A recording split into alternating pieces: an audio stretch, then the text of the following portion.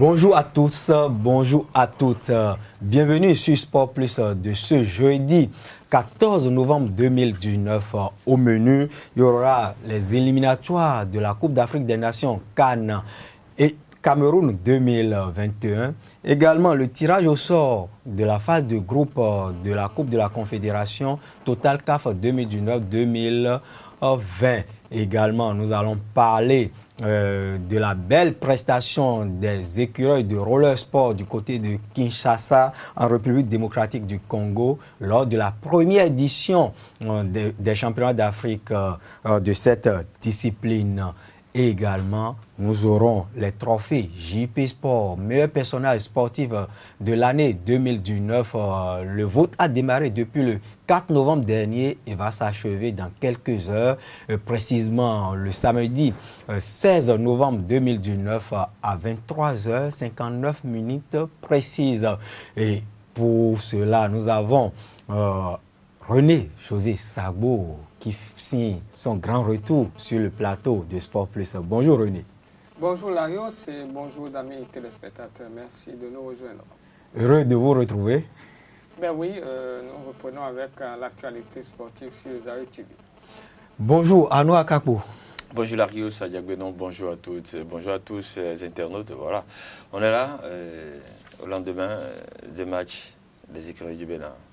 Oui, au lendemain de cette première sortie officielle des écureuils du Bénin pour le compte de la première journée des éliminatoires de la Coupe d'Afrique des Nations dans le groupe L. Les écureuils se sont inclinés, comme vous l'avez dit, un but contre deux face aux Super Eagles du Nigeria. C'était du côté de Uyo, dans l'état de Port-Harcourt. Non, mais c'est l'état d'Uyo, parce que c'est dans l'état d'Uyo, c'est au sud-est du Nigeria, au Godwill Stadium à Akpabio. Donc voilà un peu ce qui s'est passé de l'autre côté là. Et pourtant, tout avait bien commencé pour les écureuils du Bénin qui ont ouvert le score dès la 3e minute grâce à leur capitaine Stéphane Sessayon. Mais juste avant la mi-temps, ils se sont fait rattraper au score par les Super Eagles sur un but sur penalty de Victor Osimhen, le sociétaire de Lille Olympique Sporting Club en France. Et au retour des vestiaires à la 63e minute, les écureuils baissent une nouvelle fois pavillon devant les locaux. Ils encaissent ce second but derrière lequel ils vont courir toute le reste de la partie sans pouvoir rétablir la parité. 2-1 pour le Nigeria dans ce choc du groupe L. René Sagbo. Ben oui, 2-1 pour les Super Eagles.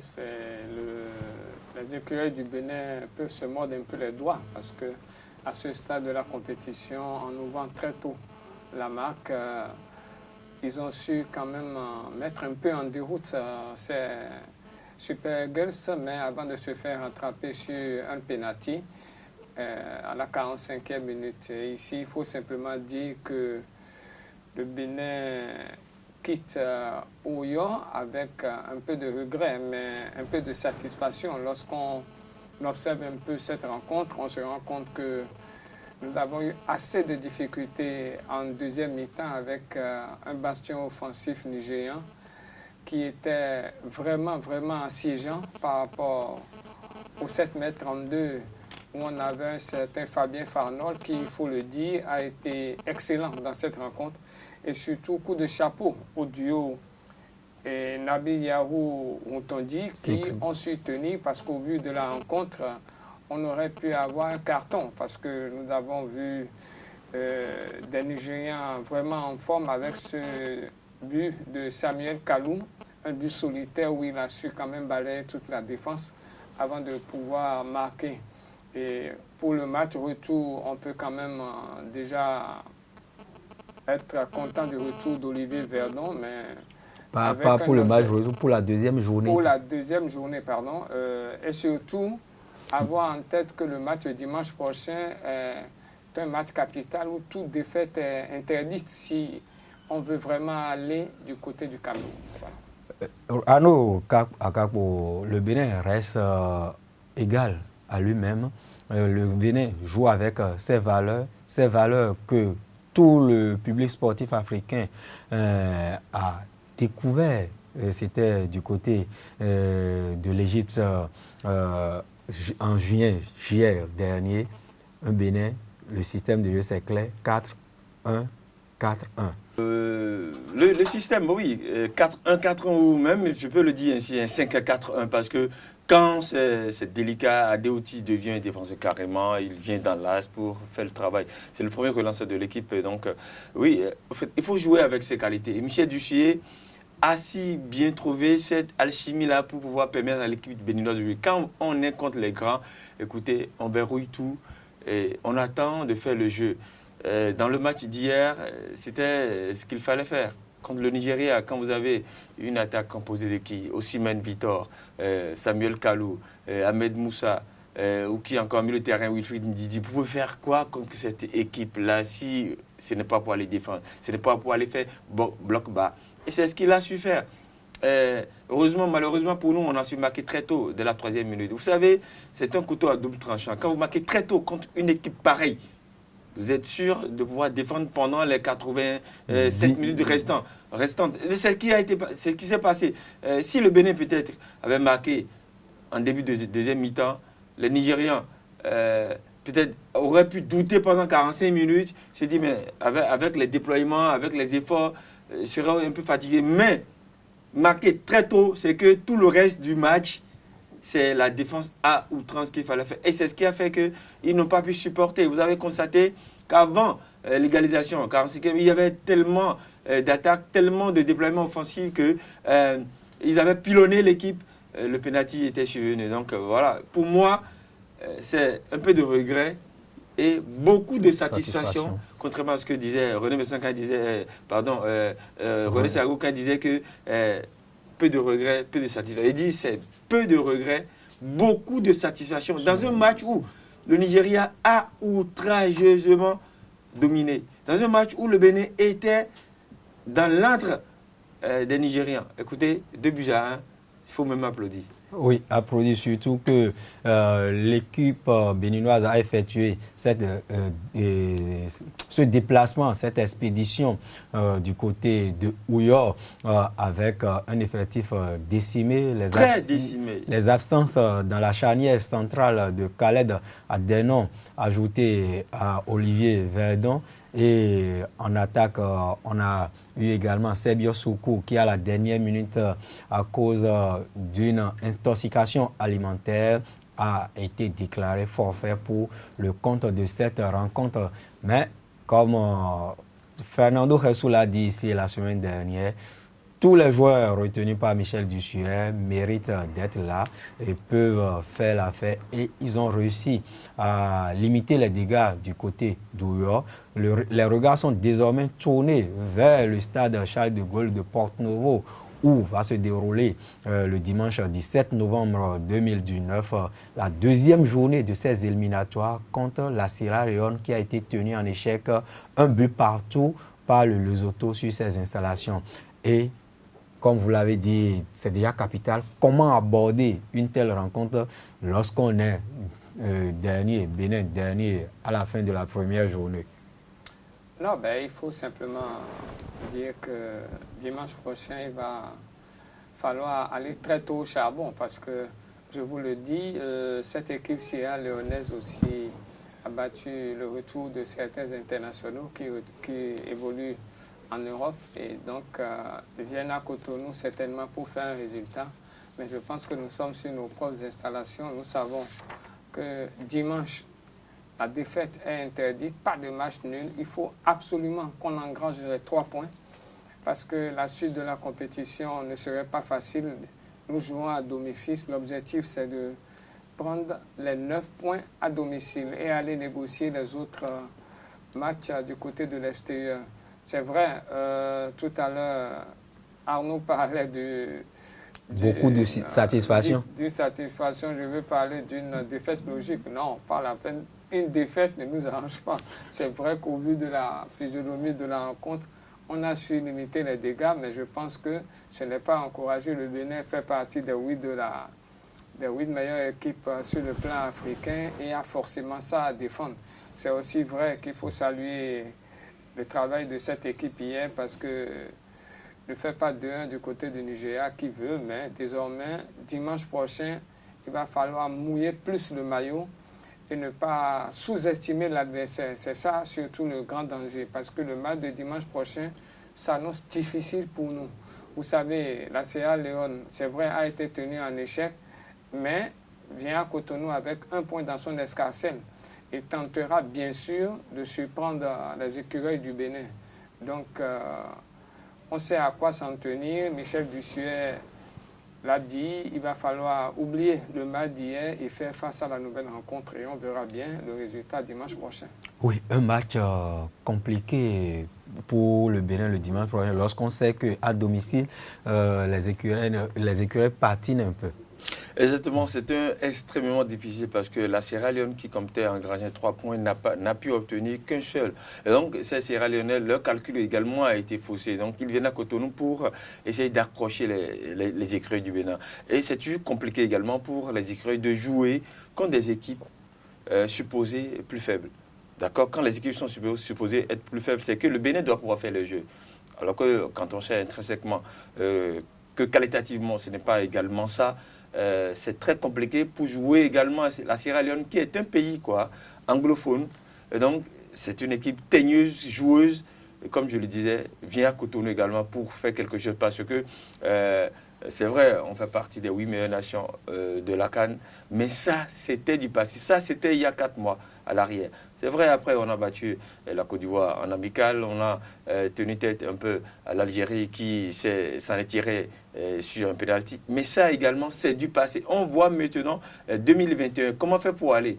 Il faut gagner absolument ce match-là. Et c'est là où nous allons voir un peu de quoi il s'agit, surtout que le match va se jouer du côté de Charles de Gaulle. Oui, Bénin, Sierra Leone, c'est le dimanche prochain à partir de 14h, une heure inhabituelle pour jouer les rencontres officielles du côté du Bénin. Et les autres résultats de cette première journée qui a démarré hier, les matchs disputés ce 13 novembre 2019. On a dans le groupe I, le Sénégal, les Lions de la Teranga qui ont battu le Congo-Brazza 2-0. Victoire nette et sans bavure de la Guinée-Bissau, 3-0 face à Eswatini. Et dans le groupe E, nous avons la Centrafrique qui a battu sur ses installations le Burundi 2-0. Dans le groupe F, le Cameroun, le pays hôte de cette Coupe d'Afrique des Nations 2021, a été tenu en échec par le Cap-Vert, 0 but partout. Dans le groupe C, nous avons le Soudan qui a balayé Sao Tomé et Principe, 4-0. Dans le groupe D, nous avons l'Angola qui a été surpris par une belle équipe de la Gambie. Les Scorpions rouges de la Gambie ont piqué au vif, j'allais dire, les Paracas Negras d'Angola. Écoutez, ce sont deux animaux qui se connaissent un peu parce que les Paracas Negras sont dans les herbes, les Scorpions également sont dans ces régions où c'est un peu chaud, c'est un peu humide. Donc voilà, donc ça a été fatal. Ces Scorpions-là ont su bien voyager et donc maîtriser beaucoup plus de la savane que les antilopes. Mauvais départ ou mauvais démarrage de cette campagne qualificative pour les étalons du Burkina Faso qui ont été accrochés à domicile par l'Ouganda, 0 but partout. Ce n'est pas une surprise, ces Ougandais qui ont fait douter des ténors lors de la dernière édition de la CAN. Ah oui, c'est pas surprenant, surtout qu'on sait que les étalons étaient un peu trop suffisants avant cette rencontre. Et il se devait de faire très attention à cette sélection ougandaise qui ambitionne d'aller au Cameroun aussi, et donc qui va faire très mal à tous ses adversaires. Donc les prochains adversaires de l'Ouganda sont avertis. Et non seulement ça, écoutez, ce sont les deux, un peu les têtes de pont de ce groupe C, quand on parle de Burundi, Ouganda, et après il y a quoi? Malawi, Soudan du Sud. Donc ce sont les deux meilleurs qui se rencontraient hier. Donc ils ont joué, je peux le dire ainsi, une finale aller de ce groupe C là, donc ça va rester. Du groupe B. Du groupe B, ça va rester la finale retour après. Oui, et dans l'autre match du groupe, le Malawi a battu sur la plus petite des marges plutôt, le Soudan du Sud 1-0. Et pour finir, dans le groupe A, la Namibie a battu le Tchad 2-1. Cette première journée des éliminatoires de la CAN 2021 se poursuit ce jeudi avec 7 matchs au programme. Mozambique, Rwanda dans le groupe F. Dans le groupe G, nous aurons Égypte, Kenya et Togo, Comores. Togo, Comores, il y a de revanches à prendre par les Comoriens. Oui, une revanche par rapport aux Comoriens et les éperviers aussi. Voudraient effectuer une bonne entrée dans ces éliminatoires et on verra bien cet après-midi ce que ça va donner. Là encore, la rencontre ne s'annonce pas trop facile parce que la sérénité n'est pas complètement de mise dans le nid des éperviers, mais je pense qu'avec le soutien du public, il pourrait avoir un bon résultat cet après-midi. Et dans le groupe A, nous aurons, pour l'autre match du groupe, on va mettre aux prises le Mali et la Guinée-Conakry. C'est un derby ouest-africain. Dans le groupe D, duel de voisins de l'Afrique centrale entre la République démocratique du Congo et le Gabon de Pierre-Emerick Aubameyang. Dans le groupe C, nous aurons Ghana, Afrique du Sud et finalement les champions en titre, les Fennecs de l'Algérie reçoivent la Zambie chez eux, les Chipolopolo de la Zambie. Oui, c'est une affiche de finalistes et de vainqueurs de la CAN. Donc ça vaut son pesant d'or. Ce sont les deux matchs que j'aimerais suivre pour cette journée. Il y a Ghana, Afrique du Sud et bien sûr Algérie, Zambie. Et les Zambiens, je veux voir leur retour, comment ils reviennent à cette compétition-là parce que ils ont eu quelques années de difficultés, de galères. Et donc je veux voir un peu ce que ça va retourner pour cette compétition, ce match-là, surtout que les Zambiens ont eu des jeunes qui ont monté depuis. Donc je veux voir de quoi ils sont capables. Oui, et demain également, 15 novembre 2019, va se poursuivre ces éliminatoires de la Coupe d'Afrique des Nations pour le compte de cette première journée. La première journée va s'achever donc demain. On aura entre autres rencontres pour le compte de cette journée. Maroc-Mauritanie. Maroc-Mauritanie, les Marocains, les lions de l'Atlas. C'est aussi un duel de voisins entre Marocains et Mauritaniens. Maroc-Mauritanie, et nous aurons finalement Zimbabwe et Botswana dans le groupe H pour le compte de cette journée. Et également, ça va s'enchaîner en même temps avec la deuxième journée, comme on l'a annoncé quand nous parlions tout à l'heure du résultat du match Nigeria-Bénin. La deuxième journée commence également et la semaine prochaine, nous reviendrons ici pour vous donner les résultats de ces rencontres disputées pour le compte de ces deux premières journées des éliminatoires de la Coupe d'Afrique des Nations CAN Cameroun 2021. Et à présent, nous allons prendre la direction du Caire où a eu lieu le mardi passé, le mardi 12 novembre 2019, le tirage au sort des matchs de groupe de la Coupe de la Confédération Total CAF 2019-2020, Renaissance sportive de Berkane du Maroc, Daring Club Motema Pembe de la République démocratique du Congo et Sanako FC de la Zambie. Voilà les adversaires de Zaïre Football Club à cette phase de groupe de la compétition. Arnaud Akapo. Oui, écoutez, je vais reprendre quelques propos là. Quand vous êtes à cette étape de la compétition, écoutez, vous n'êtes plus un petit club, vous n'êtes plus une petite équipe. Donc, il n'y a que de grands matchs à disputer. Quand vous parlez de Renaissance Berkane, écoutez, c'est le finaliste de la dernière édition de la Coupe CAF face aux Zamalek. Darren Club Moteba Pembe, également, c'est pratiquement 20 matchs disputés dans la Coupe de la Confédération. Et donc, c'est un habitué de cette compétition également. Zanaco, oui, ils sont nés il y a longtemps, mais sur la scène africaine, depuis 2010, ils jouent déjà la Ligue des Champions. Depuis 2016, c'est quelques matchs et un premier tour pour cette Coupe de la Confédération. Ce sont des clubs un peu habitués, ils arrivent à faire des voyages. Aller en Afrique du Sud, aller en Zambie, bon oui, c'est pas loin aussi quand on parle des régions de l'Afrique, aller en Afrique centrale et bien sûr également aller du côté du Maghreb. Il faut voyager, ils savent ce à quoi s'en tenir pour cette compétition et ils savent voyager. Rapidement pour finir, quand on prend un peu ce petit palmarès que ce club a en Coupe de la Confédération, écoutez, c'est 6 matchs. Et une seule défaite concédée lors de la dernière journée. Oui, marqué. Et combien à l'extérieur? 7. Oui, marqué. Et combien à l'extérieur?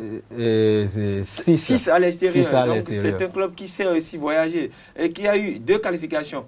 À l'extérieur. 2 victoires. On peut dire lors de ces 3 tours disputés par les Football Club, toutes les qualifications ont été arrachées à l'extérieur. Puisque au match aller du premier tour préliminaire, la victoire 5-0 à Nouakchott mettait déjà à l'abri. Et pour le dernier tour, cette victoire 1-0 face à Génération Foot de Dakar du côté de Thiès et du stade Lat Dior a mis vraiment les protégés de Richard Biot sur orbite. Et pour vous, est-ce qu'un tirage compliqué pour Esaïe Football Club? Bon, il faut simplement dire que sur papier, le groupe est relevé. Ça, il faut le reconnaître. Et Esaïe ici est pratiquement le petit poussé au niveau de ce groupe. Mais malgré la mission qui est difficile, elle va jouer calmement, vraiment, sa chance dans ce groupe parce qu'il faut le reconnaître. Vous avez, on l'a dit tout à l'heure, RS Berkane qui est le finaliste malheureux de la dernière édition, mais aussi les Zambiens de Zanaco qui étaient déjà présents lors de la dernière saison à la phase de poule de la Ligue des Champions. Ça, il ne faut pas l'oublier, c'est vraiment important. Et bien sûr, le Darren Club Moteba Pembe qui fait son retour à ce stade de la compétition après quelques années. Donc, il faut le reconnaître, ça ne serait pas facile pour Esaïe, mais vous l'avez dit à l'instant, Esaïe sait voyager et déjà le 1er décembre, Esaïe se déplace du côté du Maroc et je pense que là, il va falloir faire sortir des gros moyens, avoir un bastion offensif comme l'équipe sait bien se défendre, tenter de surprendre ces Marocains qui ne connaissent certainement pas complètement Esaïe, donc avec le peu de temps qu'on a, moins de 2 semaines, je pense que le coach Richard Biot saura mettre en place la stratégie pour venir à bout de cette équipe marocaine où l'a fait douter sur ses propres installations. Et je pense que tout va se jouer sur cette première rencontre. Et connaissant les poulains de Richard Biot qui savent se déployer, qui savent... lorsqu'ils sont en difficulté, jouer crânement leur chance, je pense quand même que pour cette première sortie, ça va être un test pour l'encadrement technique de Esaïe et la suite de la compétition, on verra bien. Mais là, il va falloir aussi, c'est très important, engranger les 3 points à domicile ou tout au plus éviter les défaites. Parce que là, tout va se jouer là et je pense que si on démarre bien, les autres, on les fera douter. Et pourquoi pas? Moi, je n'exclus pas une surprise pour les autres. Pour vous, vous avez toutes ces chances dans ce groupe C. Non, mais on va jouer nos chances. La mission est difficile sur papier, mais vous l'avez dit tout à l'heure, on sait voyager et il faut qu'on maintienne le cap. Parce que beaucoup voudraient aller découvrir ce petit poussé et je pense qui doivent faire attention à ne pas trop sous-estimer les Béninois, qui savent quand même voyager. Donc, c'est l'essentiel de ce qu'on peut retenir. Et pour le programme complet de Zaïre Football Club dans cette phase de groupe, nous aurons à l'aller ce déplacement que René vient d'évoquer au Maroc face à Renaissance sportive Berkane le 1er décembre. Le 8 décembre à Cotonou, Zaïre Football Club va accueillir Daring Club Motema Pembe de la RDC. Le 29 décembre 2019, Zaïre Football Club reçoit Zanaco FC de la Zambie pour boucler sa belle année au niveau du continent. Et les matchs au retour, les matchs au retour vont démarrer le 16 février 2020 pour Zaïre Football Club. Zaïre se déplace chez son dernier adversaire lors de la phase aller, Zanaco FC de la Zambie. Le 23 février 2020, Zaïre Football Club va recevoir Renaissance sportive Berkane du Maroc. Et enfin, pour conclure cette phase de groupe, le 8 mars 2020, Zaïre Football Club se déplace au Congo, en République démocratique du Congo, pour être plus précis, pour affronter Daring Club Motema Pembe. Et voilà donc le calendrier des matchs de Zaïre Football Club pour le compte de cette phase de groupe. Et pour compléter, nous allons vous donner juste la composition des autres groupes de cette Coupe de la Confédération 2019-2020. Dans le groupe A, les Mauritaniens ou les morts de FC Nouadhibou auront à leur côté Enugu Rangers du Nigeria, Pyramide FC d'Égypte et Al-Masri FC du pays des Pharaons. Également dans le groupe B, Bidvest 8 d'Afrique du Sud, El Nasr de la Libye, Djoliba AC et Oroya AC. Ce sont deux clubs de la sous-région de l'Afrique de l'Ouest, Djoliba, Mali, Oroya, Guinée-Conakry. Et il faut dire qu'il y a un Béninois qui évolue au niveau de Djoliba, c'est Jérôme Bonou Agossa. Il est actuellement en sélection nationale pour le compte des éliminatoires.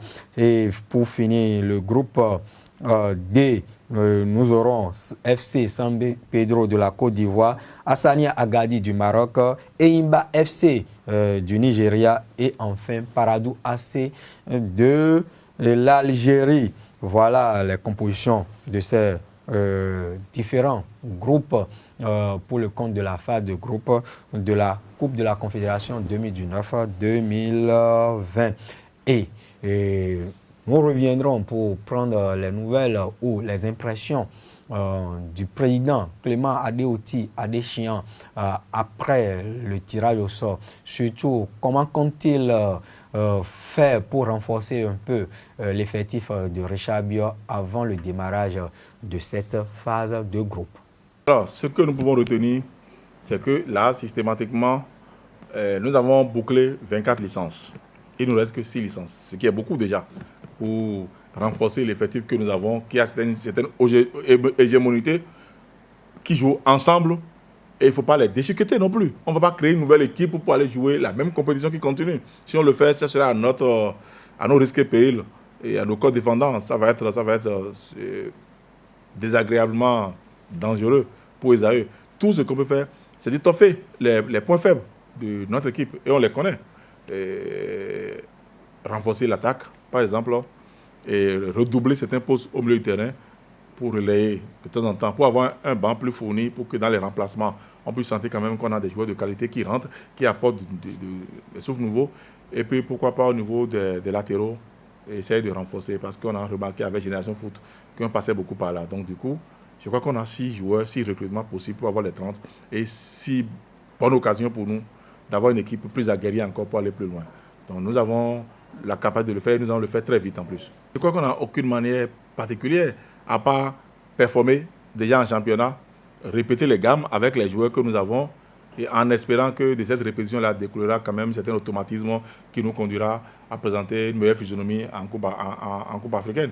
Donc on ne peut faire que ça, parce qu'on ne peut pas arrêter le championnat pour nous. Et les difficultés maintenant, c'est que nous jouons, cette date-là sont des dates de week-end, samedi ou dimanche. Alors il va se passer quoi?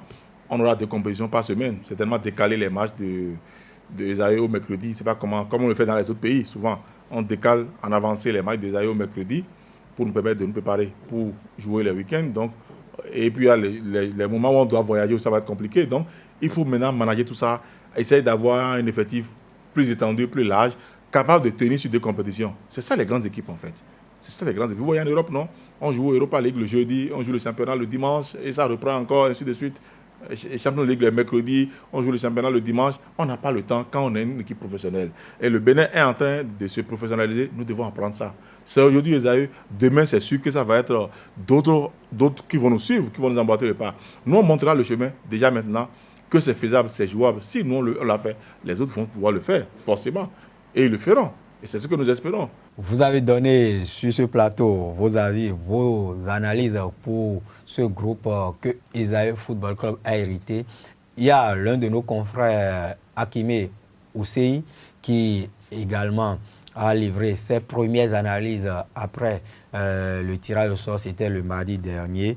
Suivons ses impressions à chaud.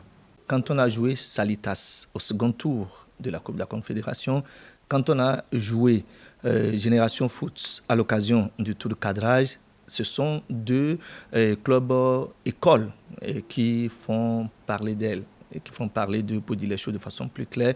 Et donc, quand on a passé ces différentes étapes, il y a qu'on ne pouvait pas espérer avoir un adversaire, je dirais, un adversaire petit, comme on a souvent l'habitude de l'espérer. Pour les autres, c'est plutôt Esaü qui fait peur, parce que personne n'attendait Esaü à cette étape de la compétition. Et donc, quand vous citez Renaissance sportive de Berkane, d'accord, finaliste de l'édition dernière, mais on n'est pas finaliste en termes de palmarès. On est vainqueur d'une compétition. Et c'est peut-être la surprise de ce tour. Nous aurons donc, en termes, je dirais, d'adversaires, ces nations, ces clubs que vous avez cités, mais en même temps, avec l'arrière-goût de ce qui est bien, on est désormais à cette étape avec pour ambition première, je dirais, la plus-value. Le bonus continuera à chaque étape de cette compétition-là. Et donc, quand c'est comme ça, vous avez donc un club qui ne joue avec aucune pression aucune, ça c'est une évidence. Et donc, c'est plutôt les adversaires prochains qui auront maille à partir avec Esaü Football Club. Une formation qui joue modeste, une formation qui joue disciplinée, une formation qui a un entraîneur qui sait faire passer son message.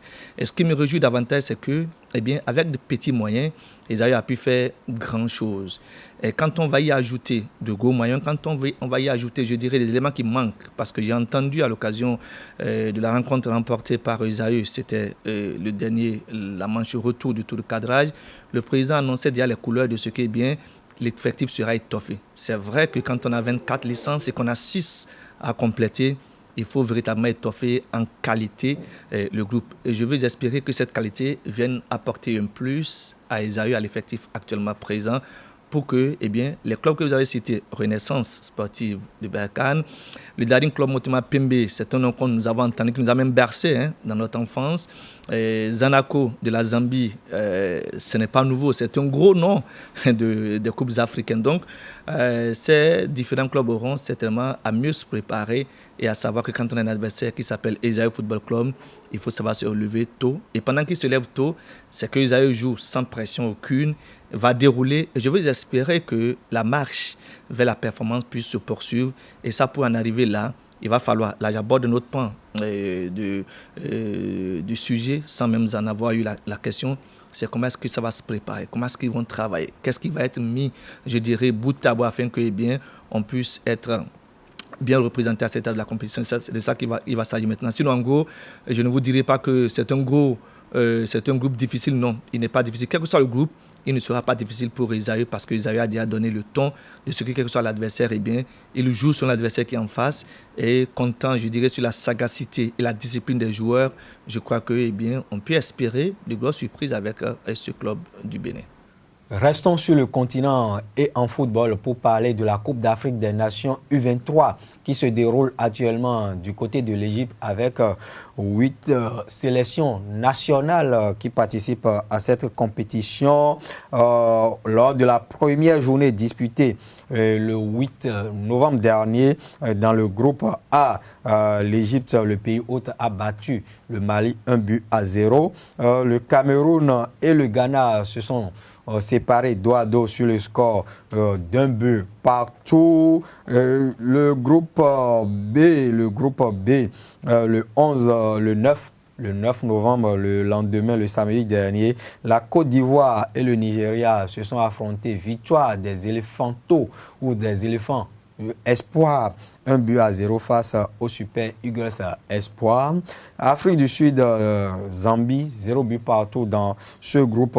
La deuxième journée dans le groupe A, le Cameroun s'est imposé face au Mali, 1-0. Et le Ghana a perdu face à l'Égypte, 3 buts et 2 buts contre 3. Et dans le groupe B, nous avons eu Côte d'Ivoire, Afrique du Sud, victoire des Sud-Africains, 1-0. La Zambie a été étrillée par le Nigeria, 1 but contre 3. Et pour le classement dans le groupe A, l'Égypte est en tête avec 6 points, suivi du Cameroun 4 points, le Ghana 1 point et le Mali 0 point. Les Maliens déjà éliminés. Les Maliens sont out, l'Égypte a déjà pratiquement un pied ou les 2 pieds en demi-finale. Parce qu'avec 6 points, il ne peut plus être rattrapé parce que le Cameroun a 4 points. Et puis si une équipe peut revenir, c'est peut-être le Mali, le Ghana. Non, pas le Ghana qui peut revenir et embêter un peu le Cameroun. Et dans le groupe B, nous avons l'Afrique du Sud qui est leader avec 4 points, suivi du Nigeria 3 points, de la Côte d'Ivoire 3 points et de la Zambie 1 point. C'est serré. Certains groupes relancés. Après, surtout, cette performance du Nigeria qui a étrillé la Zambie et la Côte d'Ivoire qui a chuté. Donc, ça a relancé le groupe B. Ok, c'est les 2 ou les 3 premiers pays qui vont se qualifier. Les 3 meilleurs qui sont qualifiés pour les JO Tokyo 2020. Donc, on va suivre de près cette actualité. Et le jeudi prochain, nous reviendrons ici pour vous donner la suite de cette compétition. Et nous reviendrons à Cotonou pour parler, cette fois-ci, des championnats nationaux de Ligue 1 et Ligue 2. Le week-end dernier, c'était la 5e journée pour le compte de la Ligue 1. Esaü Football Club se déplaçait sur les installations du premier Real Sport de Parakou. Victoire des universitaires, 1-0. Voici le compte rendu de ce match. C'est le premier match en championnat d'Esaü Football Club, fraîchement qualifié pour la phase de groupe de la Coupe de la Confédération CAF. Les poulains de Richard Biot affrontent le promu Real Sport sur ses installations à Parakou pour le compte de la 5e journée de la Vitalor Ligue 1. Dès les premières minutes, ils imposent leur rythme et style à leurs adversaires. Christian Biokou allume la première brèche, mais bute sur Mesme Adoukonou. À la 14e minute, Michael Dossou profite de la passivité de la défense des vice-champions de la Ligue 2 pour ouvrir le score.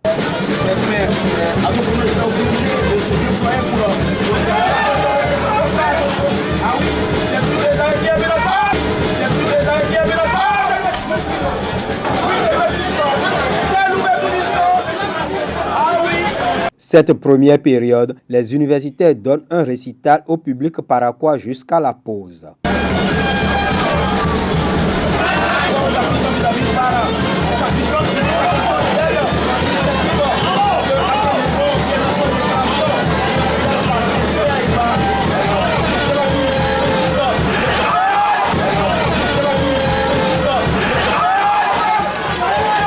Au retour des vestiaires, le jeu s'équilibre. Marcel Dandinou et ses coéquipiers lèvent le pied après quelques réajustements de l'équipe. Les joueurs de Real Sport vont inquiéter le dernier rempart de Zaïre FC, notamment sur des coups francs en fin de partie, sans parvenir à rétablir la parité. Je ne le vois même pas sous un angle équilibré. Je dis que l'adversaire a eu beaucoup plus la première partie. Il y a eu plus d'envie, plus de volonté au fait, en première partie. Mais les garçons ne se sont pas du tout retrouvés au fait, en première partie, ce qui a fait que l'adversaire a pris l'ascendant. On a essayé, on a poussé en seconde partie vainement. Je crois que ça fait mal, mais c'est le football.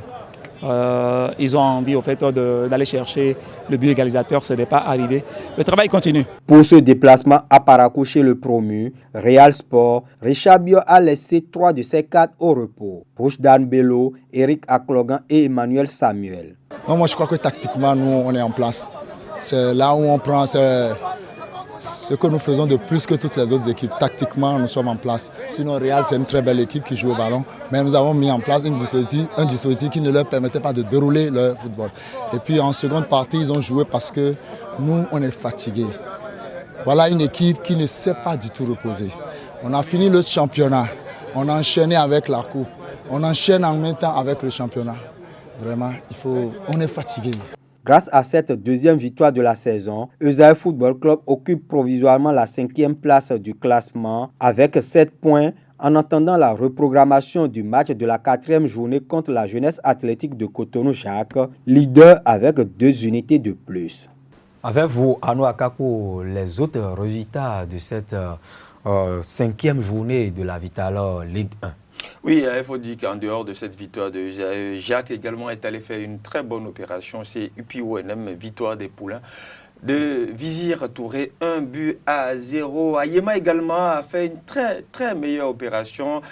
Hubert Onfa et ses enfants ou bien ses protégés sont allés dominer. Écoutez, Dynamo, 2-0. C'est la preuve que Ayema est en belle forme, surtout avec son gardien de but derrière également. C'est solide.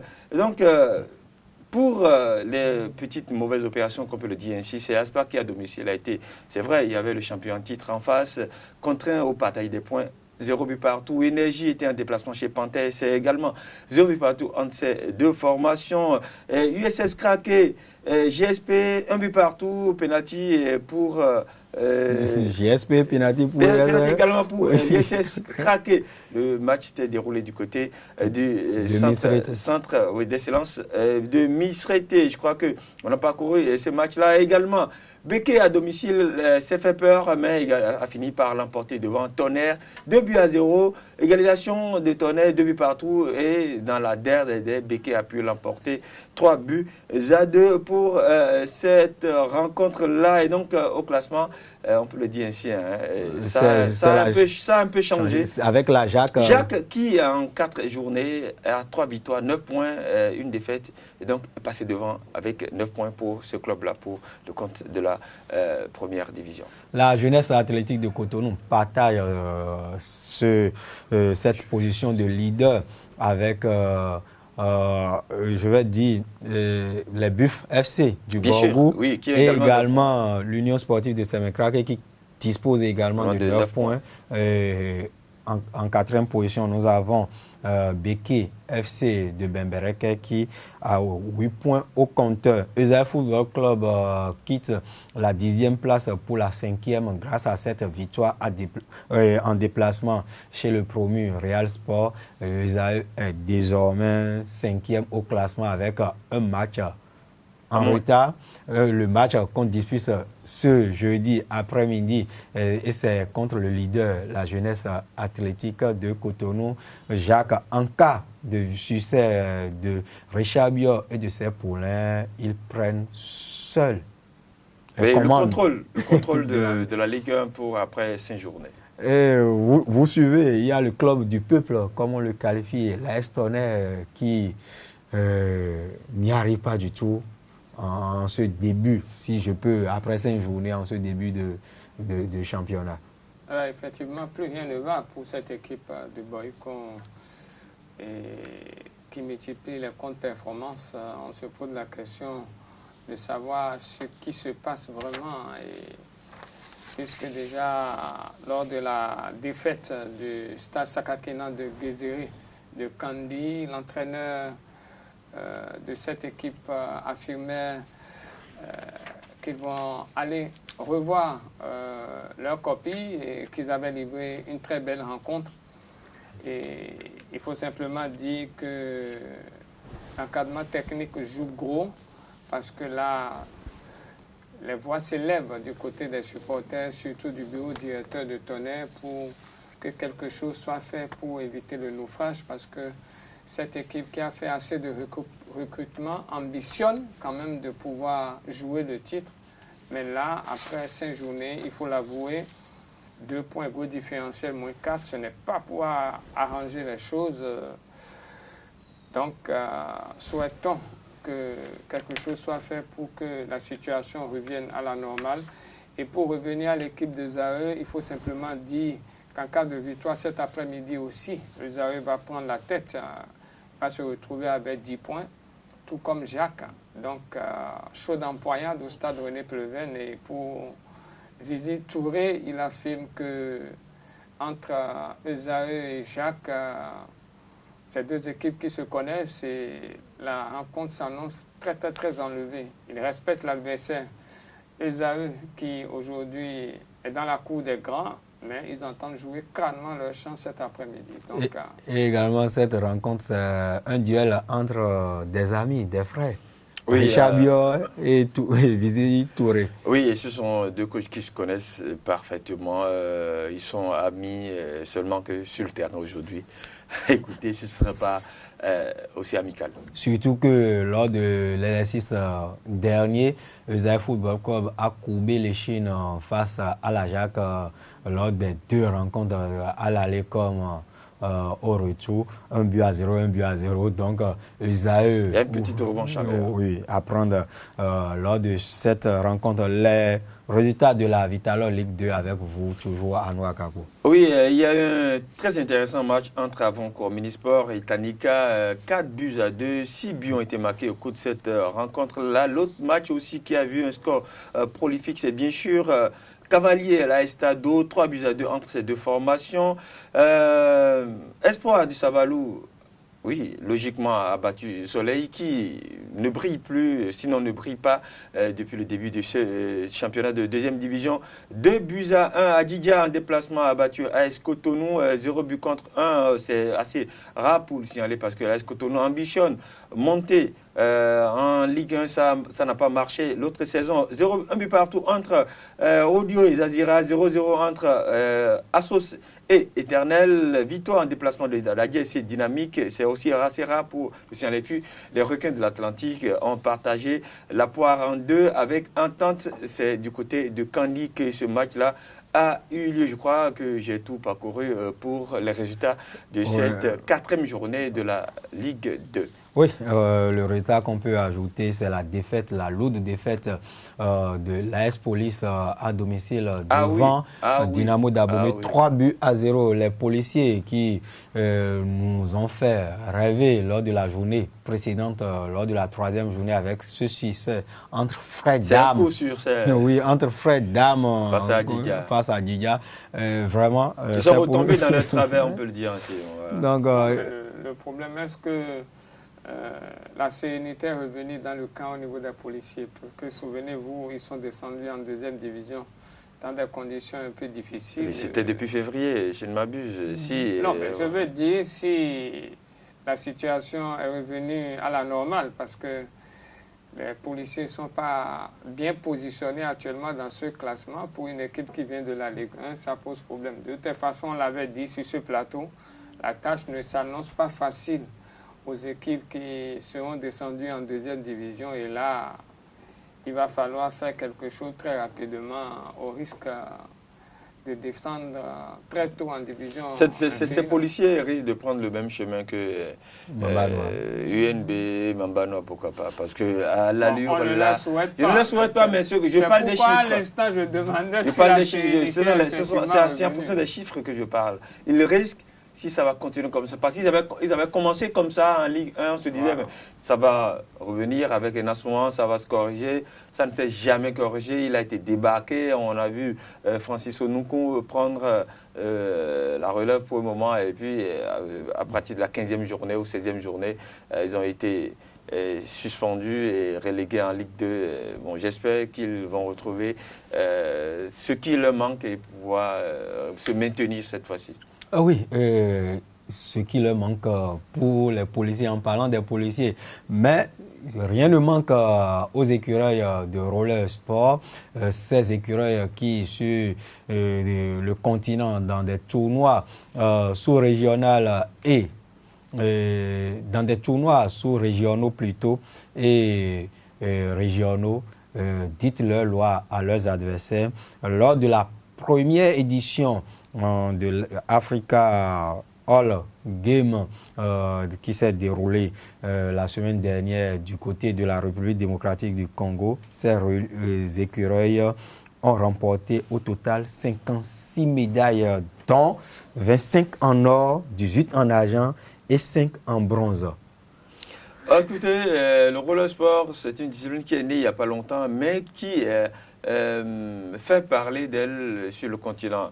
Je me rappelle, les Togolais, les Béninois étaient partis chez les Togolais pour aller se faire, je peux dire ainsi, initier, former. Aujourd'hui, les Congolais viennent au Bénin. Les Togolais également viennent au Bénin pour des compétitions. Donc c'est la preuve que ça marche très fort. Et si il n'y avait pas eu quelques chutes, je crois que le nombre de médailles peut encore s'augmenter ou les couleurs des médailles allaient plus varier. On aurait eu beaucoup plus d'or que de bronze et d'argent. Donc, bravo à cette fédération et bravo également à son président qui est très jeune, mais qui a beaucoup d'ambition pour cette fédération. Vous n'êtes pas sans savoir tout ce qui se fait. Il y a les week-ends, il y a eu des compétitions qui se font. C'est pour préparer les athlètes aux grandes compétitions. Et ça n'a pas manqué. Le roller sport, déjà en 2013, si j'ai bonne mémoire, en 2014, vous étiez là à ce début. Et voilà, après 5 ans, cette discipline fait parler du Bénin ou révèle le Bénin à la face du monde. Non, il faut simplement dire que c'est le travail qui paye. Ça, c'est clair, parce que en 2014, ils ont commencé petitement, beaucoup n'y croyaient pas, mais avec le temps, le président de cette fédération y a cru, avec les membres de son comité exécutif. Et aujourd'hui, voilà, les résultats sont là, et je pense qu'on ne peut que leur souhaiter tout un bonheur et bon vent à eux, en espérant que cette prestation puisse s'élargir au plan international, parce que là, on sent déjà une suprématie de la discipline sur le plan africain et c'est toujours bien de viser haut, de rêver.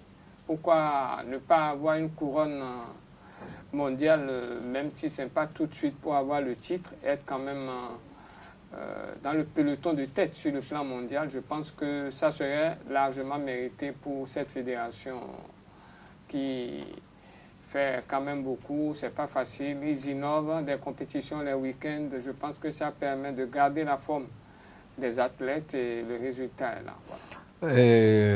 À la fin de la compétition, le pays hôte, la République démocratique du Congo, a occupé la 2e place avec 54 médailles, soit à 2 longueurs du Bénin. Et la 3e, 4e et 5e place ont été occupés respectivement par le Kenya, 13 médailles, l'Égypte, 6 médailles et le Congo, Brazza, 5 médailles. 9 nations ont participé à ce tournoi. Il y a certaines qui n'ont pas engrangé de médailles. On a le Cameroun, le Togo, les initiateurs du Bénin et la Guinée, Conakry. Donc, on souhaite bon retour au Beka ici. Les écureuils arrivent, les écureuils de roller sport arrivent, on va les accueillir et on va prendre date avec les responsables de cette fédération de roller sport pour nous parler un peu de tout ce qui s'est passé du côté de la RDC.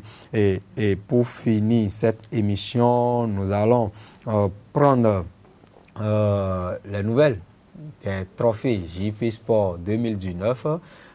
Vous êtes là, vous êtes le président du comité d'organisation de cette distinction qui a démarré depuis 2016. Vous l'avez initié depuis 2016.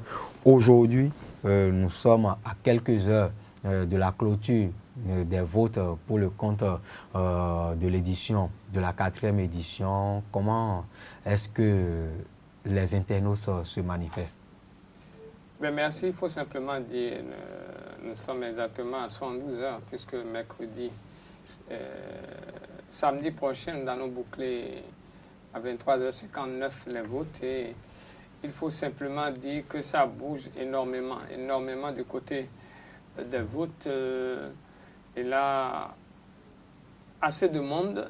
Et c'est ici qu'il faut remercier tous ces internautes, tous ces lecteurs qui ont cru à JP Sport à travers ces trophées. Et nous avons eu 8 nominés au niveau de chaque catégorie. Et je pense qu'il y a un certain nombre qui sont en tête, d'autres qui tardent à venir. Vous imaginez, lorsque en moins de 48 heures, 72 heures, vous avez près de 400 votes. Je pense que le jury qui va travailler a du pain sur la planche. C'est vrai aussi que du côté des personnalités où l'année passée, on n'avait pas beaucoup de mouvements, mais là, ce n'est pas facile. Ça se bat sérieusement et la grande satisfaction, déjà, nous aurons le temps de le dire, c'est des votes de plusieurs personnalités du sport. Ça, c'est impressionnant. Nous allons, à la clôture, revenir. Nous sommes vraiment surpris, non seulement du nombre de votes, mais surtout de la qualité de personnes qui votent. Parce que là, ce n'est que ça qui pourra nous encourager. Et il faut rappeler que nous aurons 3 catégories qui seront prises en compte cette année. Nous avons la catégorie des sportifs, bien sûr, la catégorie des dirigeants personnalités, et bien sûr, la 3e catégorie, c'est la catégorie des médias.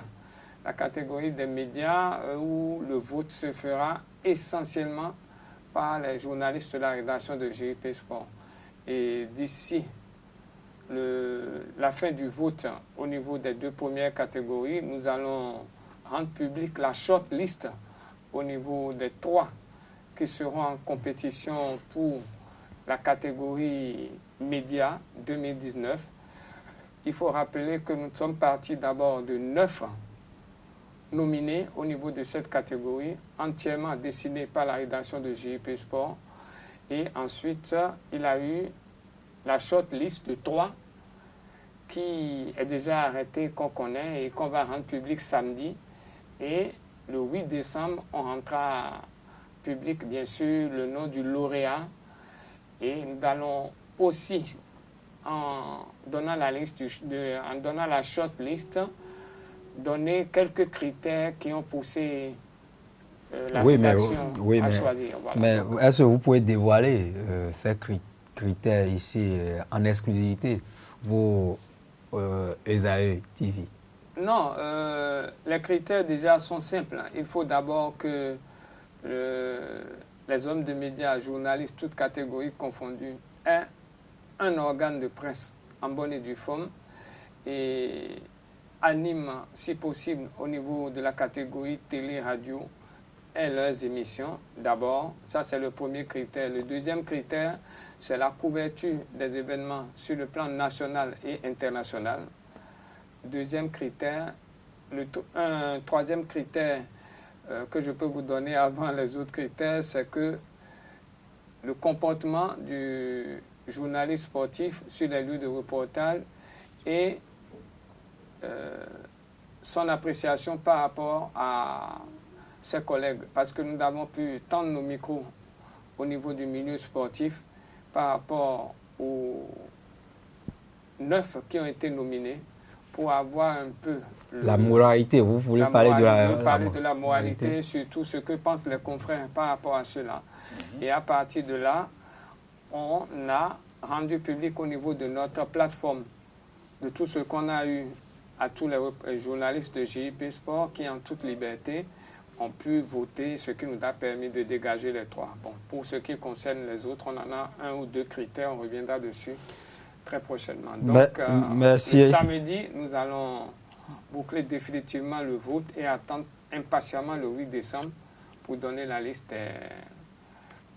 des 2 nominés, plus la catégorie. Des 2 lauréats et plus celui de la presse ou des médias. Et je vous rappelle ici que l'entraîneur du Zaïre Football Club, Richard Biot, est parmi les finalistes dans la catégorie personnalité et dirigeant. Il est aux côtés de grands noms. Il y a le ministre Oswald Omeki, le président de la Fédération béninoise de cyclisme, Romia de Razoumen, celle de tennis, Jean-Claude Talon, et le président du sport, Roi au Bénin, Mathurin de Chacus, ainsi que le président de la Fédération béninoise de volleyball, Ali Yaro. On a une ancienne arbitre internationale et aujourd'hui présidente de l'association pour la promotion des valeurs sportives APVS Bénin, Rafiatou Sitou, et enfin le sélectionneur national Michel Dissieux. Dans l'autre catégorie, celle des sportifs ou des athlètes, nous avons le gardien de but Saturin Alagbé et Odile Aronwanou, l'heptatonienne championne d'Afrique en titre. On a la médaille de bronze aux derniers Jeux africains Rabat 2019 en karaté Océane Ganero, le champion François Xavier Adjovi de Scrabble, et il y a, je vais dire, l'étoile montante du tennis féminin au Bénin, Gloriana Naum, celle-là qui bat les records et qui titille les sommets sur le continent. Il y a également l'autre espoir du tennis béninois, Sylvestre Monou. Il était déjà nominé lors de la dernière édition de cette distinction. Et le capitaine de la sélection nationale de sport boule ou de pétanque, Marcel Biot, celui-là qui, au titre de précision, révèle le Bénin lors des joutes internationales. Enfin, il y a également le capitaine de la sélection de l'équipe nationale de cyclisme, Idrissou Abdoul, qui sont les 8 nominés au niveau de la catégorie des athlètes. Le vote s'achève le 16 novembre prochain à 23h59 ici. Moi, je ne peux que vous inviter à voter pour Richard Biot, et rien que pour lui, parce qu'il le mérite, vu cette année 2019 réalisée à la tête de Zaïre Football Club, vainqueur de la Coupe du Bénin 2019, 8e au classement de la Vitalor Ligue 1 et le premier entraîneur béninois à qualifier une équipe à la phase de groupe d'une compétition interclub sur le continent. Donc, n'hésitez pas, votez pour lui. Faites un tour sur la page Facebook de Trophée JP Sport pour vous enquérir des critères de la procédure de vote et choisissez celui que vous désirez, mais n'oubliez pas Richard Biot, Anou Akakou. Au vu de ce que Richard Biot a effectué avec Israël cette année, le voir être couronné ne serait que justice rendue pour l'homme pour ce qu'il a fait. Maintenant, bon, on va laisser les internautes faire leur travail, faire leur vote selon leur sensibilité. Et donc, souhaiter le meilleur pour chacun d'eux. Pourquoi pas pour Richard Biot? En tout cas, le voir gagner pour moi serait un plaisir. Oui, nous sommes au thème de cette édition. Un mot rapidement, René, pour conclure. Un mot, c'est d'encourager tous ces nominés et que le meilleur gagne. Je voudrais juste rappeler que pour que les votes soient validés, il faut simplement faire une proposition de 3 dans l'ordre de préférence, premier, deuxième, troisième. Et on va attribuer 5 points au premier, 3 points au deuxième et 1 point au troisième. Donc, si vous n'avez pas les 3 dans l'ordre, votre vote risque d'être invalidé. Et merci aux amis téléspectateurs pour nous avoir suivis et on se donne rendez-vous la semaine prochaine. Merci à vous, chers amis internautes. Et sportivement, nous nous retrouverons le jeudi prochain pour d'autres actualités sportives.